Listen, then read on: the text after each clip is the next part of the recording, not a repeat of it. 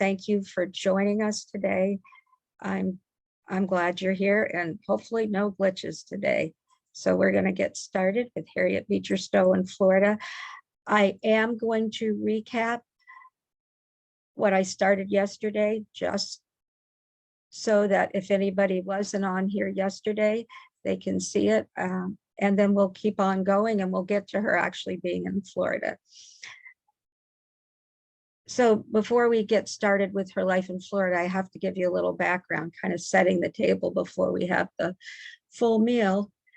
Harriet Beecher Stowe was born in Litchfield, Connecticut in 1811.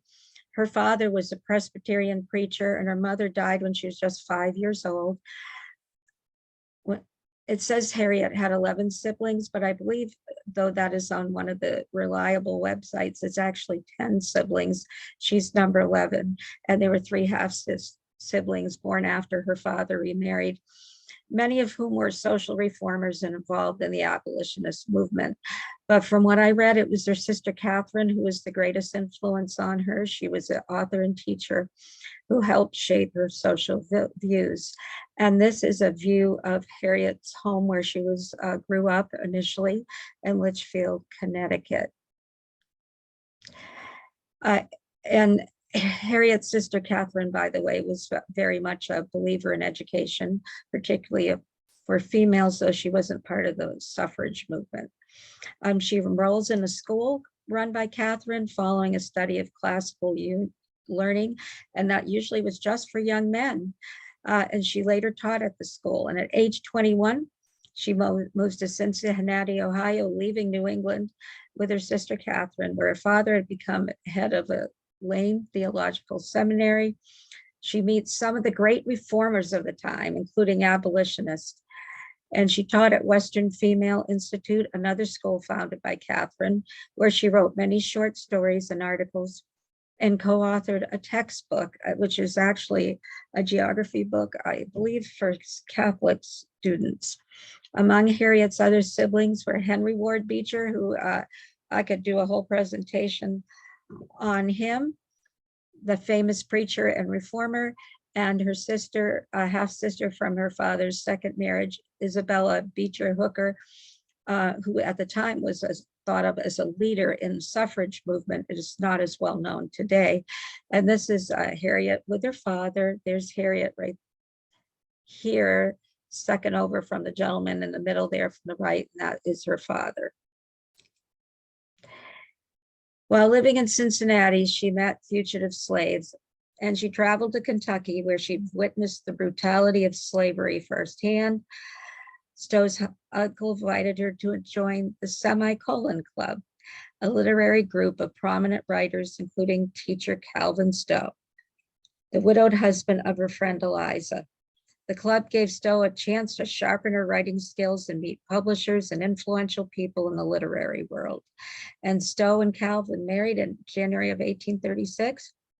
So think of this timeline, because Edison isn't born to 1847. So she's around 36 years before him. And he encouraged her writing and she continued to write short stories and sketches. They had 7 children between 1836 and 1850. And after a cholera outbreak in 1849 that tragically took the life of their youngest son, Samuel Charles, the Stowes moved to Brunswick, Maine, where Calvin was a professor at Bowdoin College, his alma mater. And it's interesting to note, and very sad, that only 3 of their children survived them.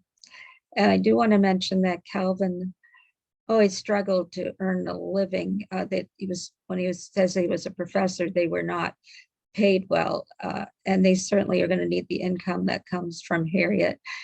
And even when they go to Bowdoin, well, I'll talk a little more over here.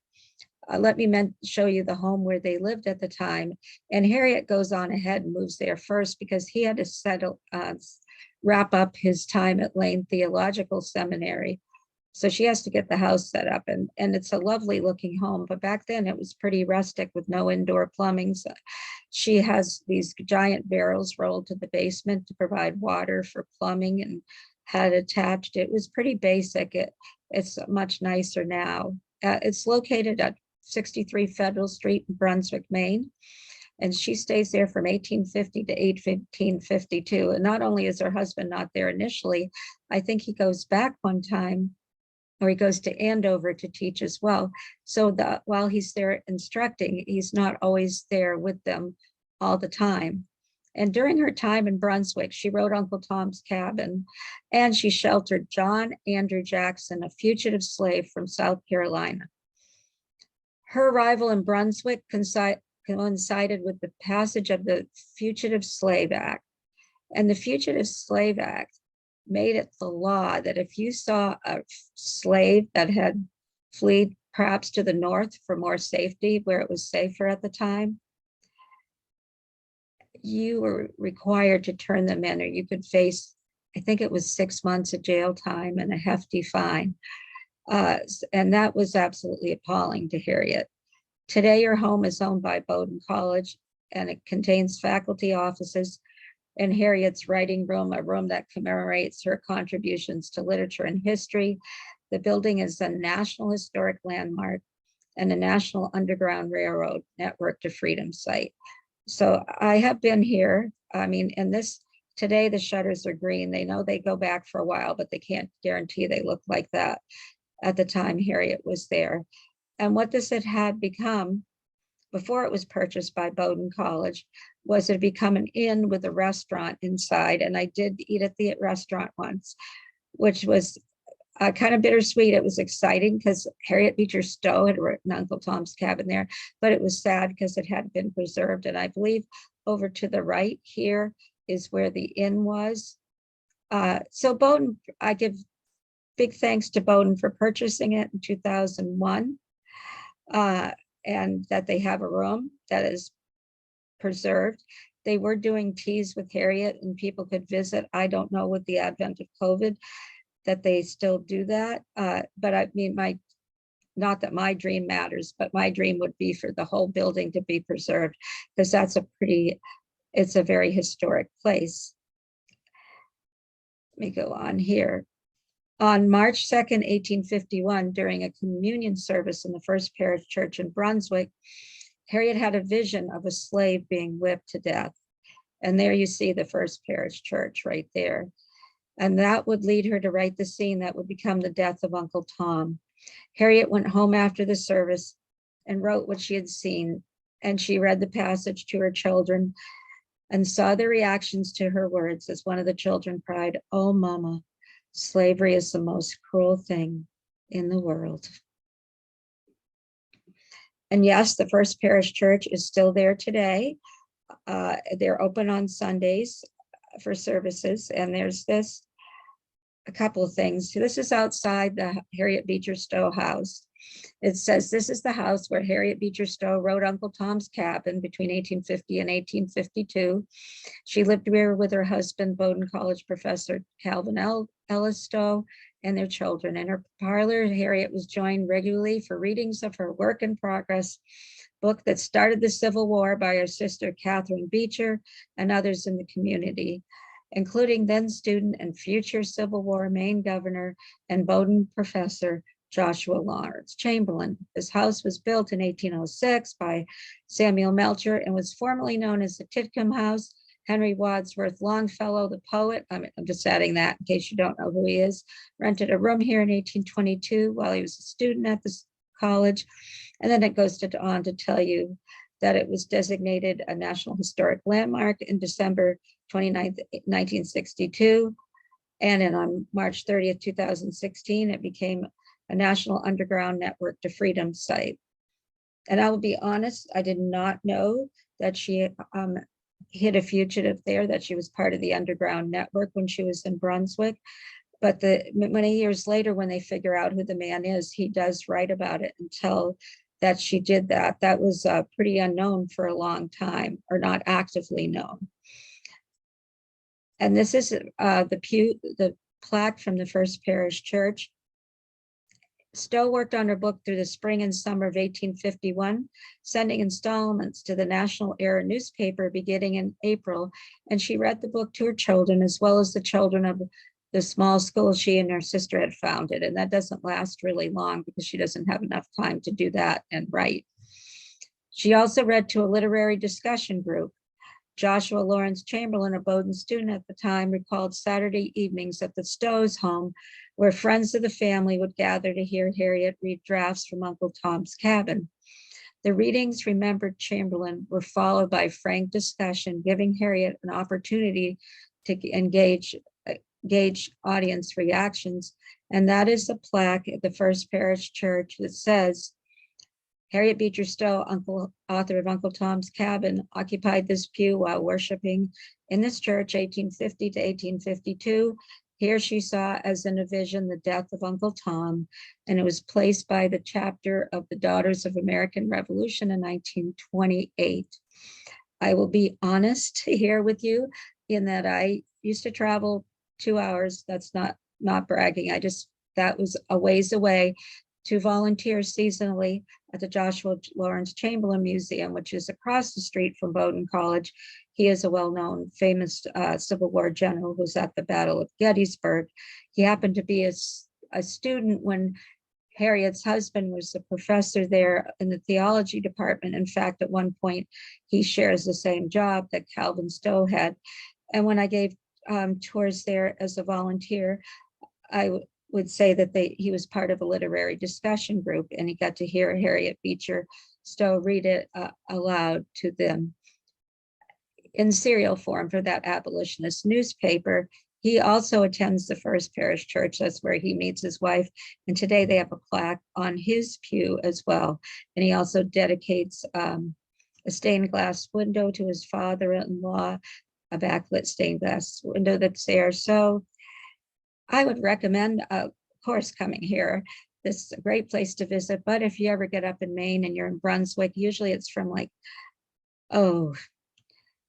Memorial Day to about maybe Columbus Day. Go visit the Chamberlain Museum, walk the grounds of Bowdoin College, because both Harriet Beecher Stowe and see if the place is open, her room. And there's just a lot to see. It's a historic town. Well, more than a year after vision in the First Parish Church, she finished writing Uncle Tom's Cabin. On March 13th, she enters into a contract with publisher John P. Jewett, and he releases the first edition of the full book on March 20th. 3,000 copies sold on the first day, and I think it was only a 5,000 print run. Uncle Tom's Cabin became an international bestseller. Harriet Beecher Stowe became a celebrity, and the house on Federal Street in Brunswick, along with the First Parish Church, became a part of Civil War history. And this is what people from Brunswick like to say. They like to say that the Civil War began in Brunswick because Harriet Beecher was considered very essential in bringing to the attention of people what happened there in that home, so that the Civil War starts in Brunswick with Harriet Beecher Stowe. And then they like to say it ended in Brunswick because Joshua Lawrence Chamberlain, Civil War general, had a home there as well. And he received the surrender of the Confederate troops in a formal surrender ceremony in April of 1865. So they look at it as the Civil War began there based on Harriet Beecher Stowe's vision, and then it ends based on the surrender of the Army of the Potomac, receives the surrender of the Confederate troops there at Appomattox in April of 1865. So they like to, and justifiably so,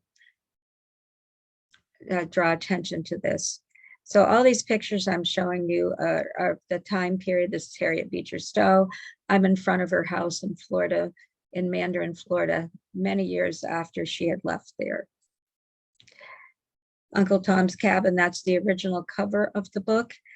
And Harriet later said that the loss of her child, I remember I talked about that earlier, cholera epidemic, inspired great empathy for enslaved mothers who had their children sold away from them. and the passage of the Fugitive Slave Act that I talked about earlier in 1850, which legally compelled Northerners to return runaway slaves, angered her. She viewed it as a rallying cry for the North to defy the Fugitive Slave Act.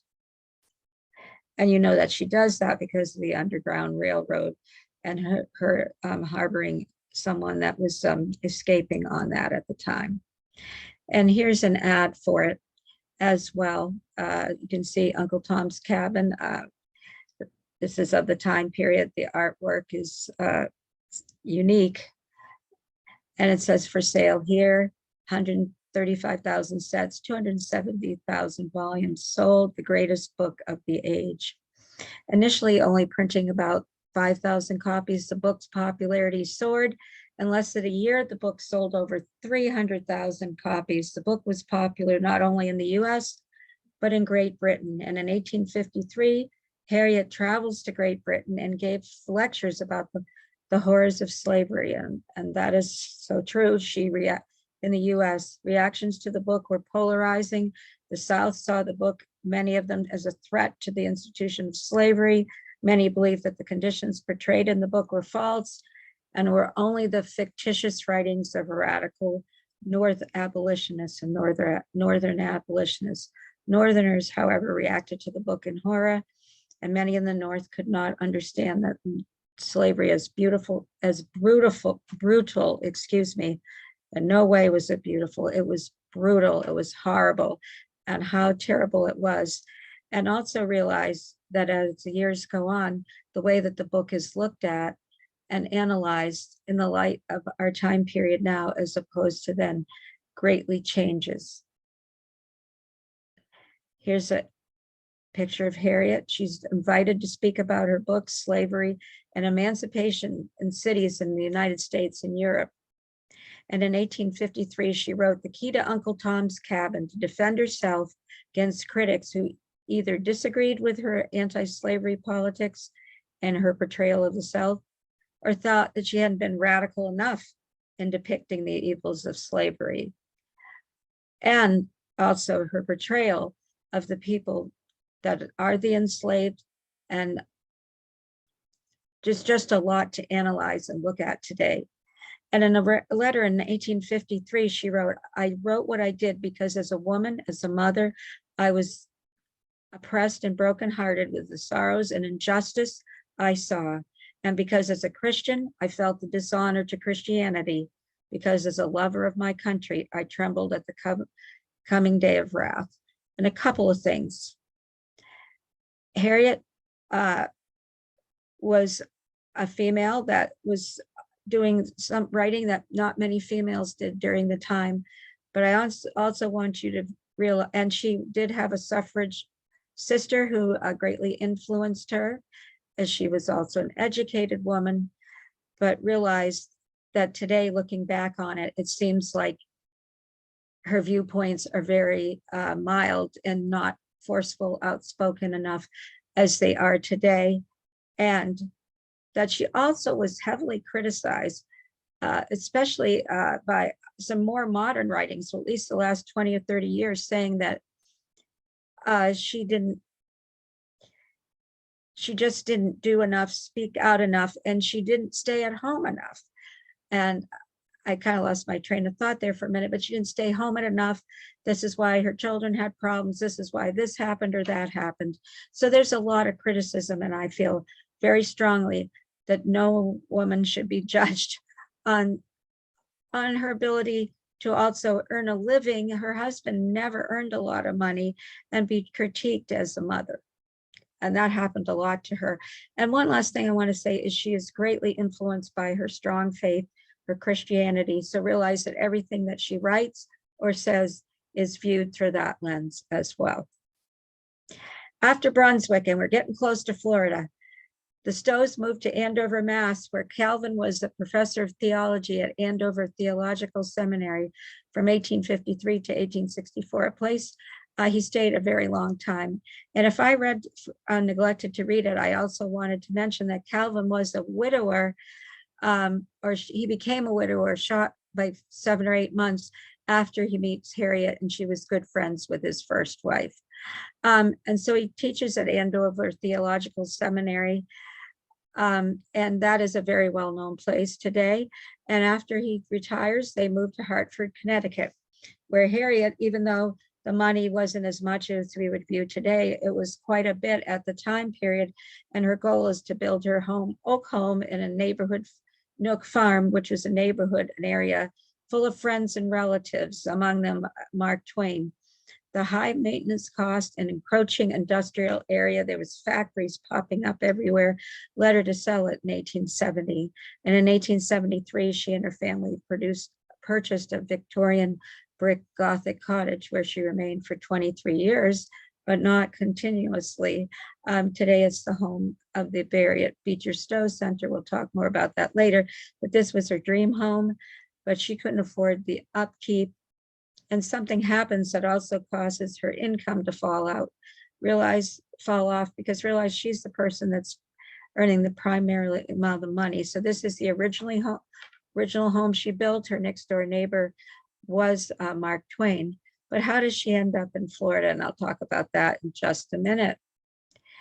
I want to talk to you one more thing about the Civil War, because here's Harriet, and you can see the large cross she has upon her. And she travels to Washington, D.C., and she meets with President Lincoln, November of 1862. So this is the second year of the Civil War.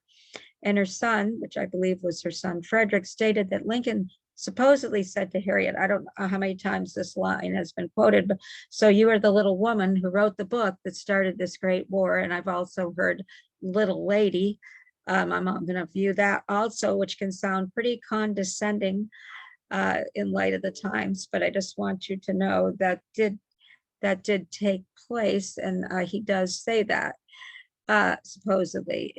And her daughter says it was a very droll time that we had at the White House. I assure you, I will only say now that it was very funny, and we were ready to explode with laughter all the time. While she also claimed that Lincoln said to Harriet, "Is this the little woman who made this great war?"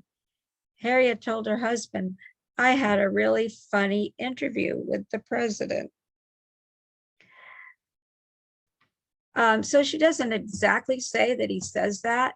And as I said, I also hear this little lady, but we do know that she does meet with the president, and he has a comment, but we're not quite sure what that comment was. So her son and a daughter say it, she doesn't say it. So take that with that in mind. Here we go to Florida. And I have to be honest, until I recently started, moved to Florida myself 16 years ago, and the last few years heard about her having a home here. In the winter of 1866 and 1867, so we're talking like the year after the Civil War, the woman that writes a book that was considered at the time controversial and critical of the South and not beloved by everyone in the South, particularly Florida, she moves to Florida to be with her son, Frederick. He was an injured Civil War veteran seeking a new start. What happens to Frederick? He joins the 1st Massachusetts Infantry, which later becomes the 1st Massachusetts Heavy Artillery. And then Harriet asks that her son be transferred to the staff for safety reasons. So she was willing to use her fame for that, of the general on the Union side. And he is attached to that, and Steinwar, and they are at the Battle of Gettysburg. So he's in like an adjutant for general. So you wouldn't think he would be in the line of fire, but he receives a head injury at the Battle of Gettysburg, even though this was supposedly providing him with safety. And so he is actually given honorable discharge. But there's some things to know about Frederick. He's 16 years old, and apparently he had started drinking. And then he's injured, and the temptation to drink is great. I know at some point he's sent to get the water treatment, which consists of drinking copious amounts of water and other things like that to try to heal them of the alcoholism that they had. And eventually what she does is I'm not quite sure if she leases or buys this home, known as Laurel Grove, and this becomes a cotton plantation. They hire freed blacks. They begin the cotton crop. He's not necessarily a good manager. I don't know enough about it, but it starts to fail. And there also is cottonworm, and just doesn't seem like anything is going right that first season, that first year at Laurel Grove. Today it's called Orange Park, and it's on the banks of the St. Johns River. And while they had to roll 3 miles, I believe it was, to pick up the mail in Mandarin. You're going to say, I haven't heard of Mandarin. Well, I'll tell you about it later on. But Harriet fell in love with the area. There's cotton crop failure. There's health issues with Frederick, and that fails, but they purchased their new home in an orange grove, 30-acre orange grove, and they fall in love with the area in Mandarin. And that's a pretty desolate, not lovely landscape. There's not many people. It's considered the poorest of the southern states, but yet Harriet believes it's a place that they could settle seasonally.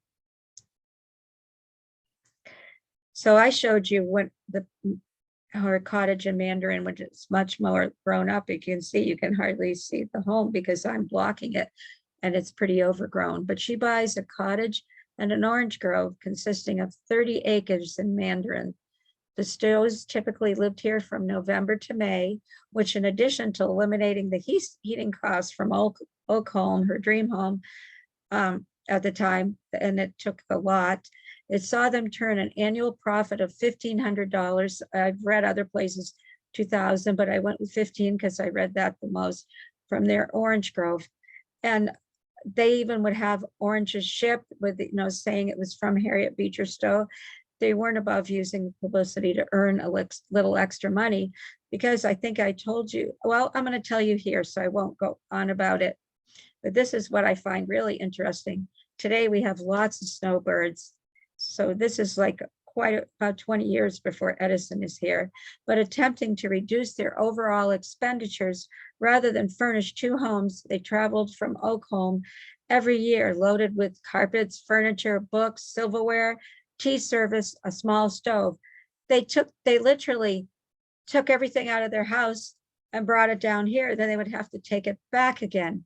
I don't imagine that many people do that, except for a few special things to refurnish their winter home, that they would bring everything down. And by 1869, they moved to Mandarin full-time to escape the publicity that had erupted after Harriet Beecher published an article about Lady Byron, which caused book sales to plummet and their income drastically reduced. They only returned north to Hartford once after things calmed down. Once things calmed down, and they bought a home there in 1873. So it wasn't clear how many years they were here, but it looked like it might have been about 3 full-time. I can't be sure. I know it was for a while, and they don't buy their home till 1873, their new home. They sold the other one in 1870. Perhaps in 1869, it says they moved here full-time, but it could be 1870. There's so much conflicting on information, but we know they were here. But this is what I want to show you. This is Mandarin. There's her husband, there's her and some children. And I love this live oak. You'll see it in other pictures. And to accommodate that live oak, they have something built on the side of their home for the roof here. She didn't want to damage it. Their home, Mandarin, was on the river just east of the location of the Mandarin Community Club. Today became a meeting place for Bible studies taught by her husband, Calvin. So she's born into a family where her father's a minister. Her brothers become ministers, many of them. She marries a minister. They met on the porch facing the river. Oranges from her grove were shipped to the north, which I told you before, and her family helped organize the Episcopal Church of Our Savior. So she organized actually 2 churches in Mandarin, and she convinced the Freedmen's Bureau, which you can understand that those were enslaved people that were freed, to build a school for African-American children in Mandarin. And Harriet and her daughters were active in the community. They would organize and act in plays. And I'm going to read you this sign that dates to, I believe, to 1962. In 1867, Harriet Beecher Stowe and her husband, it's actually 1866, from everything that I could read and gather, and from other places affiliated with Harriet Beecher Stowe. But that's the date on this. And so when that winter goes from 1866 to 1867, and her husband Calvin bought 30 acres of the Fairbanks Grant and Mandarin, which serves, because remember, she also originally stayed in Laurel Grove there, at the winter home until the winter of 1883, 1884. The move to Florida was due to plans for philanthropy among the Negroes and a desire to benefit her son's health. While in Florida, Mrs. Stowe, author of the Uncle Tom's Cabin, wrote sketches called Palmetto Leaves, and the Stowes were active in local charitable and religious organizations. I think this dates to 1962. My opinion, for what it's worth, it could benefit from a rewrite, because that can also tends to seem rather condescending, and unfortunately some things that are from that time period seem patronizing. And as much as I admire and think Harriet Beecher Stowe started a great thing, that her writing sometimes can come across that way as well, looking at it with the eyes of us in the year 2022. And I believe today that is in front of the community club. The home is not there anymore. And I came to Florida, this is Harriet, the year after the war, and held property in Duval County ever since. So she does come in 1866, I guess gets that home in 1867. And all this time, I have not received even an incivility from any native Floridian. And people really weren't flocking to Florida in that time. I told you it was considered very poor, the least desirable of the southern states, but Harriet embraced it wholeheartedly. Though I was told, as I read, that some people did think she was a carpetbagger, but I think she tended to look at the positive. This is a postcard from 1839. It says, well, this says 43, but down here it said circa 1839. This is from the Florida Memory Project. Florida's largest live oak, Stowe Lodge, Mandarin, Florida. This is long after Harriet was gone. Highway number 47, old home and Florida grove of Harriet Beecher Stowe, author of Uncle Tom's Cabin. It was 160 feet across the branches. At noon, it shades. This is on the writings of the Memory Project, 190 feet in diameter. Students of forestry say it's over 400 years old. And you remember I showed you how she accommodated around her home. The body of the tree is 9 feet in circumference. It was Osceola's favorite campground. It was generally used for Indian councils of war. And that information, I guess, the postcard's 43, the information from 1939. And eventually this was sold to somebody else. And I think eventually it was torn down, but they didn't. And I think there was actually used as like a motel inn hotel for a while. Then it was torn down, a new home was built. And from what I read, that was only on one site. It actually was damaging the home as it was built. And there's nothing there today, except it's near where the community club is in the Mandarin community of Jacksonville, Florida. And parts of, this is the cover of her book, Palmetto Leaves, which unfortunately isn't that well known. It is in the public domain, so you can download it as an ebook for free. And some of these appeared in a northern newspaper. Some of the articles about her life here is a series of letters and essays about life in Northeast Florida. Her articles are credited, and I very much so, I agree, with increasing the winter tourist industry in Florida, even though we like to talk about Edison bringing people to Southwest Florida, which he absolutely did. Overall, the state of Florida, particularly northern Florida, people would come there because of her descriptions of the pleasant winter weather, the live oaks, the Spanish moss, orange blossoms, fruit and flowers. Although it's considered a lesser work, among Stowe's collected writings, Palmetto Leaves was one of the first travel guides, and it also is somewhat of a memoir written about Florida and stimulated Florida's first tourism and residential development in the 1880s. And a couple of things I neglected to say. I wanted to mention about Frederick, her son. So I believe, thinking that treatment was after his cotton plantation failed. That he went for that treatment, and then he decides he's going to go to California. I think it's in the early 1870s for a new start. He sails around the Cape Good Horn, around South America, ends up in San Francisco, checks into a hotel, and he disappears, and he's never seen again. And Harriet wished desperately and always believed that she would find her son, and it never happened. So that is very heartbreaking. The other thing, I talk about Lady Byron, and you're wondering why on earth would that, drop off the sales of her book until more recent times. Well, she writes the article, and then eventually she even wrote a book, even though by then her book sales had dropped off, because Lady Byron was the wife of Lord Byron, and they became friends. And she confided in Harriet Beecher Stowe before her death that Lord Byron had carried on an affair with his half sister that resulted in a child. And Harriet felt very strongly she needed to defend her friend. And so she writes this article and later a book, and that's what affected book sales for a number of years, according to a couple places that I read.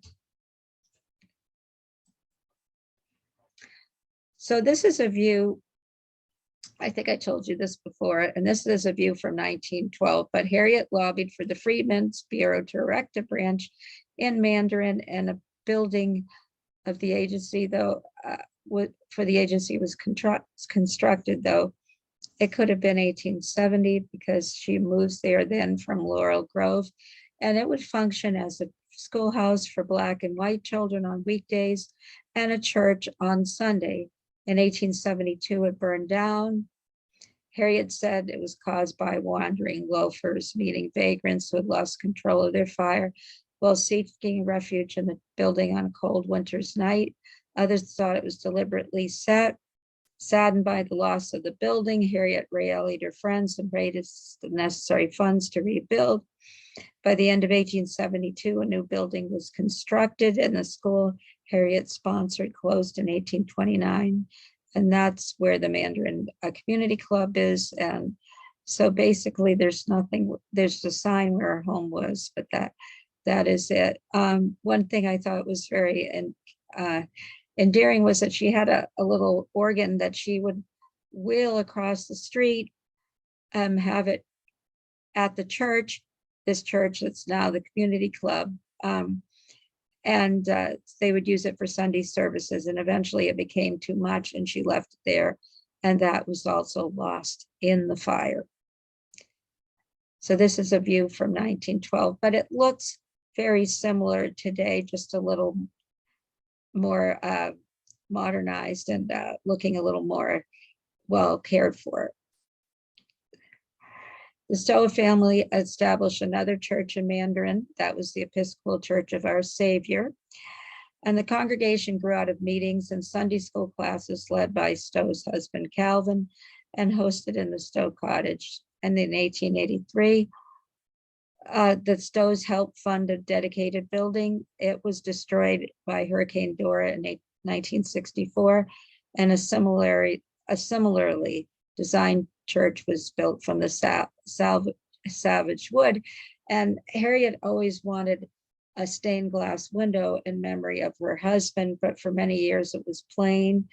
And in 1962, Louis Comfort Tiffany of the famous Tiffany glass designed one. I think it was focused on the tree. It seemed to be one of a tree. It was more secular in nature, which bothered some people because of their extreme Christian views. They thought it should be that way. But anyways, it was in the church and it was put up there, and then the hurricane destroyed that. I think there's a display about it in there's a little museum in Mandarin, and maybe a few pieces were salvaged. So She gets her stained glass and then it's destroyed, unfortunately. And again, please remember her extreme faith, her extreme, I mean, not as a criticism, she had strong Christian views. She viewed it was her duty to share those. She also viewed it was her duty to, as an abolitionist, which she certainly was, though we realize that abolitionists, while they viewed equal rights for Blacks, what form that took during that time may have been different than as we view it today. And I like this picture because it's the governor of Florida greeting Harriet. She's up here on the steps, I believe, right here on the steps of the Capitol, 1874. She goes to Tallahassee. Why is she there? Because he is crediting Harriet Beecher Stowe with bringing so many people to Florida. So she does meet the governor. Harriet wintered here in Florida till 1885 when Calvin's house declined. So there is a stereoscopic view of it with the famous, it's on the other side. I know a lot of times these are mirrored.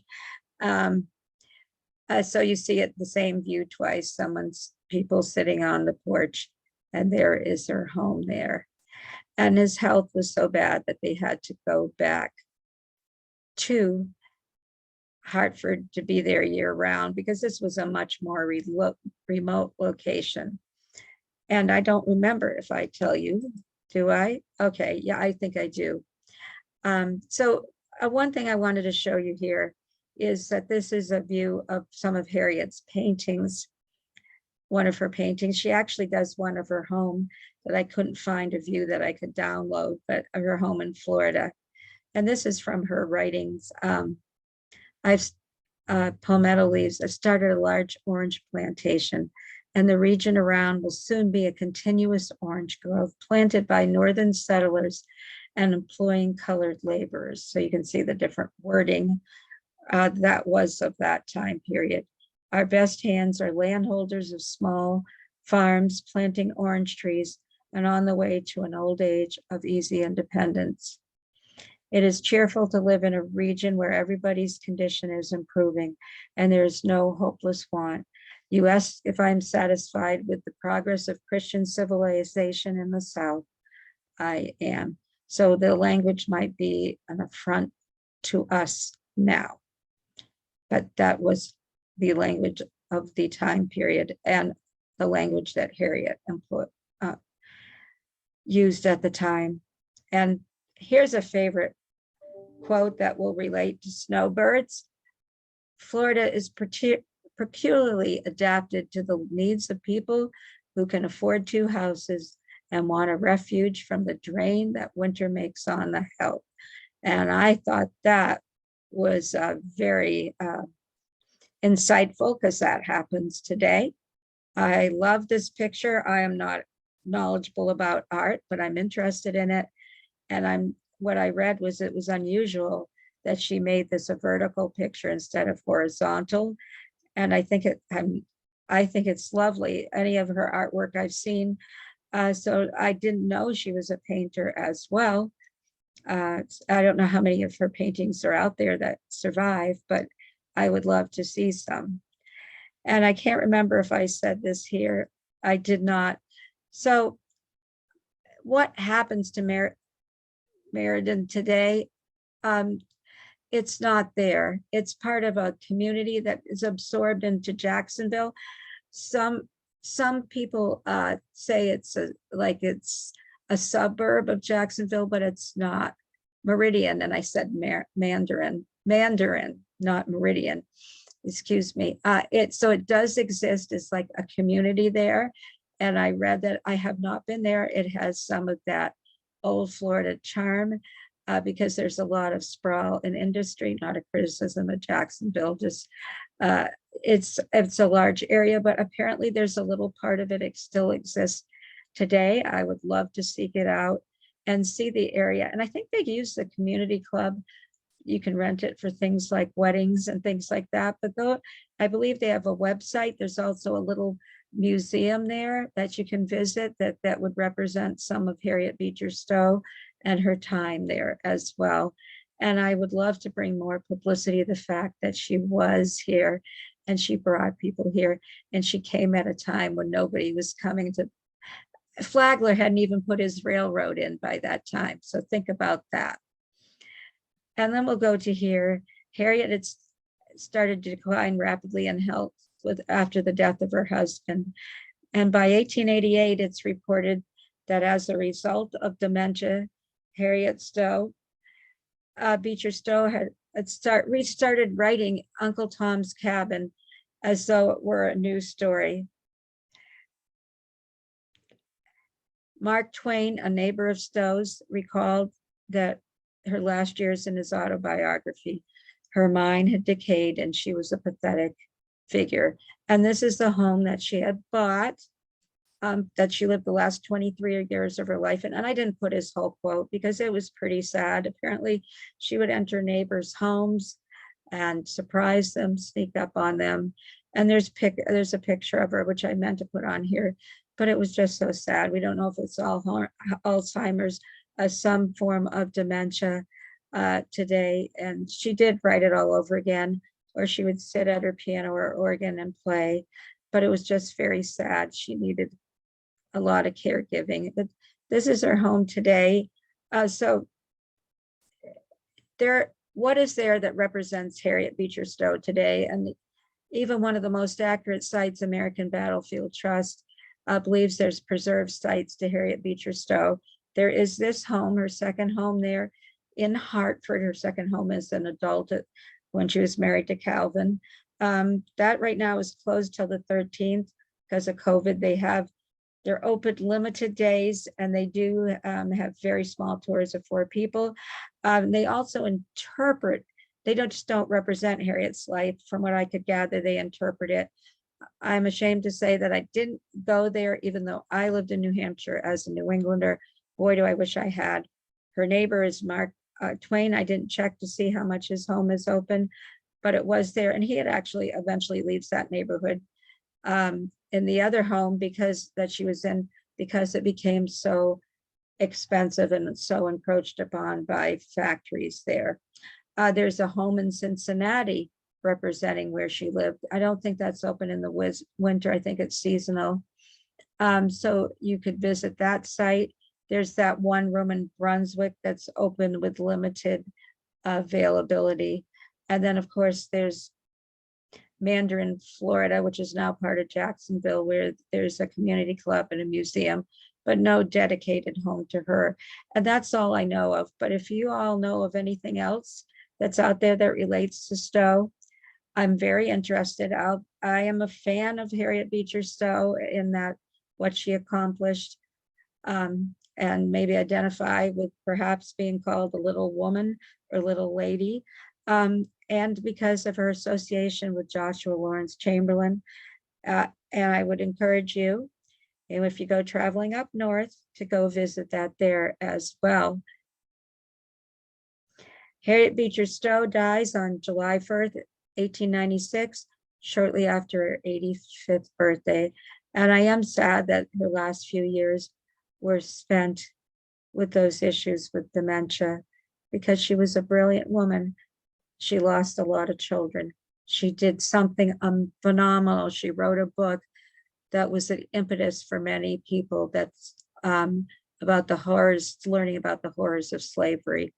She's buried in the historic cemetery at Phillips Andover and Academy in Andover, Mass. That's where her husband had been the professor when it was a theological seminary, along with her husband and their son, Henry Ellis. And if you get a chance to go there, it certainly would be worth paying a visit to her, in my opinion. These are lots of my sources. I read many more that all didn't make it in here. And I did read one biography of her. There's several more out there. There's some great sites that I recommend. The Mandarin Museum, New England Historical Society has something, Jacksonville Magazine, lots of women's sites. There's an article that had been in Civil War Times, I believe, Well, it was interesting, but it was also one of those things that was critical about of her as a mother, which I didn't appreciate, but I understand that's something, unfortunately, that had happened. National Park Service, Florida Memory Project. There's a lot of things there. I need to stop and look at my phone for a second. I apologize that I didn't bring this up because I want to tell you the date of our next digital discussion. And I'm excited about this because it is about Lewis Latimer. Do you know who Lewis Latimer is? He was a Black inventor who also happens to work for Alexander Graham Bell, and he works for Edison, not as an inventor, but in his patent office, among other things. And he is considered one of Edison's pioneers. It's Black History Month. I don't think his contributions to work on the light bulb, which he did not when he worked for Edison, but for another company prior to Edison, are recognized. And I'm excited about that next month. It's on the second Tuesday, February 8th at 10:30. And I hope you'll join me because I think he's under-recognized, and I want to bring some recognition to him. Let me take a peek at some questions and comments here just a minute. So I'm going to go here and thank you, you kind. Does anybody have any questions? I'll exit this. I'm going to stop the share and it'll just be me. Anybody have any questions about anything? If not, if you ever would like to make a suggestion for a topic, if I think it'll serve the whole group, I'd be happy to do it. It's Shaffer, SHAFFER, at EdisonFord.org. I apologize for yesterday. It was very disconcerting. Hopefully this will never happen again. I got somebody else on chat. And please join me next month for Lewis Latimer. And I hope this inspires you to check out Harriet Beecher Stowe and her accomplishments because they're great. Thank you for joining me. We'll see you next month with no glitches. And I appreciate you all. And remember, one last thing. These are available on YouTube. I will get it on there as soon as possible. The ones that Adam did and all the other ones I've done, as many as we could put of Adam's are on there. Mine are on there. Put digital discussion, YouTube, Edison Ford, and you can bring them all up. And so it'll be on there within a day or so. Thank you. You grew up in Mandarin and it was, thank you. I appreciate that.